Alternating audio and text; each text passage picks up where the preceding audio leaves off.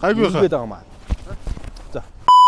За манай ахын ээлжид нэг ажил орж ирсэн байна. За энэ удаад Mercedes-Benz гэрэл нь яасан бэ? Бас л ингэж нэг айхтар өмнөх гэрлүүдтэй адилхан мохол хагалцсан.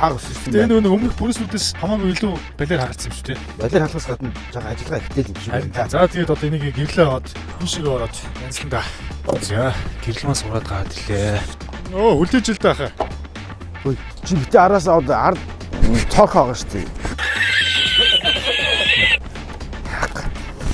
Ой. Юу ийж? Дэ надад шгад гинэ.